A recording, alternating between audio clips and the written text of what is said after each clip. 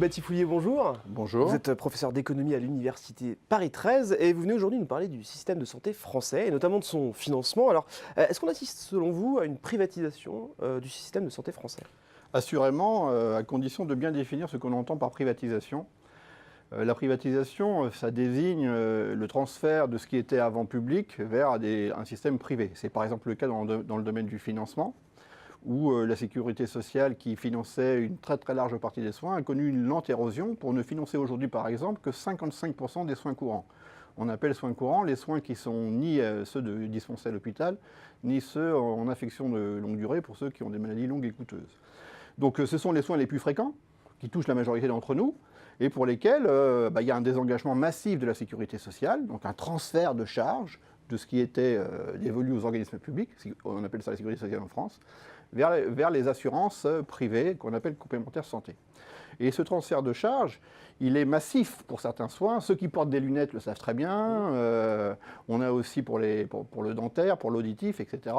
Donc on trouve aujourd'hui des pans entiers du système de soins où l'opérateur principal n'est plus du tout la sécurité sociale, mais les assurances privées. Ça, c'est une première forme de privatisation, celle qui concerne l'assurance. Il y a une deuxième forme de privatisation qui est différente, c'est par exemple celle que l'on trouve à l'hôpital. À l'hôpital, on reste bien remboursé, même s'il y a une érosion aussi, par exemple avec l'augmentation du forfait hospitalier, il y a une érosion, mais on reste bien remboursé. La privatisation, elle est différente. La privatisation, c'est plus celle des esprits. C'est-à-dire qu'aujourd'hui, il y a une sorte de mot d'ordre généralisé qui consiste à dire que l'hôpital doit être géré comme une entreprise. Qu'est-ce que ça veut dire ? Ça ne veut pas dire que l'hôpital est une entreprise. L'hôpital ne vend pas un produit sur un marché. Mais ça veut dire que la bonne gestion n'a pas de frontières. Et donc on va chercher à calquer les mécanismes de gestion de l'hôpital, on va les reprendre de l'entreprise privée. Et si bien qu'on invite les personnels à gérer, à se conduire comme des employés des entreprises privées. Cette privatisation-là, c'est celle des esprits. Et donc qui est produite par le nouveau management public. Et alors quels sont les impacts concrets sur la qualité des soins, sur les inégalités de cette privatisation? Moi, je dirais que tout peut se résumer en deux mots, inégalité et inefficacité. En matière d'assurance, donc le transfert de charges de la sécurité sociale vers l'assurance privée est foncièrement inégalitaire. Parce que déjà, il y a des gens qui n'ont pas d'assurance privée. Il y a à peu près 5 millions de personnes qui n'ont pas d'assurance privée. Donc pour eux, le transfert de charges est particulièrement cruel, parce qu'il faut payer les soins. Et puis, surtout, tout le monde n'a pas la même assurance privée. Or, le système est totalement absurde dans la mesure où ceux qui ont le plus besoin de soins, ceux qui ont le plus de pépins de santé, ce sont les plus modestes, du fait des inégalités sociales de l'état de santé. Or, ce sont précisément ceux qui sont le moins couverts par une assurance privée. Ça veut dire que plus on a de pépins de santé, moins on est couvert. Donc c'est un système foncièrement inégalitaire. Et ces inégalités-là, elles se traduisent dans les finances publiques. Parce que quand les malades, les patients ne peuvent pas se faire soigner auprès du médecin du premier recours, eh bien, parce que ça coûte cher, ils attendent. Donc le soin s'aggrave. Ils vont se reporter par exemple vers l'hôpital, où on est mieux remboursé. Mais la dépense est donc différée, mais elle est aussi majorée. Et donc ça coûte cher aux finances publiques. Je le dis de façon simple, tout euro transféré de l'assurance publique, la sécurité sociale, vers l'assurance privée complémentaire est un euro d'inégalité. Et ces inégalités-là sont coûteuses. Elles sont coûteuses en finances publiques, elles sont aussi coûteuses en santé publique, parce que c'est totalement naïf de croire que quand on fait payer les gens en termes d'assurance privée, ils vont arrêter de consommer les soins superflus. En fait, ils arrêtent de consommer tous les soins, y compris ceux qui sont très utiles pour la santé.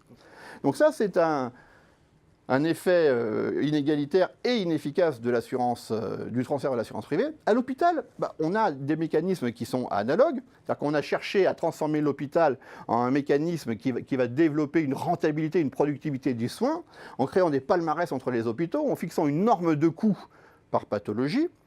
Et ce qui se passe, c'est qu'il y a et on le voit aujourd'hui, l'actualité s'en est fait l'écho très, très fréquemment, les personnels, ils ne supportent plus cette façon de gérer. Pourquoi ? Parce qu'on dit au personnel hospitalier qu'aujourd'hui, il y a une norme par pathologie. Par exemple, on va vous donner un financement de 3 jours pour un accouchement. C'est une norme de coût. Mais il y a dans certains hôpitaux, dans certains bassins d'emploi, le médecin, les soignants, toute l'équipe soignante va penser qu'il est de son métier, de bien faire son métier, de garder plus souvent les patients. Les garder 4 jours. Mais c'est un très mauvais hôpital, celui qui garde ses patients. plutôt que de les renvoyer chez eux. Donc c'est un très mauvais hôpital. Et donc il y a une technologie qui se met en œuvre où il y a une injonction pour les personnels de mal faire leur métier. Ils le vivent comme ça. Il y a une sorte de souffrance éthique où on dit aux gens, ce que vous faisiez de bien avant, c'est mal aujourd'hui parce que la façon de bien penser a été définie en dehors de leur métier. Et donc ça craque de partout, ça déborde.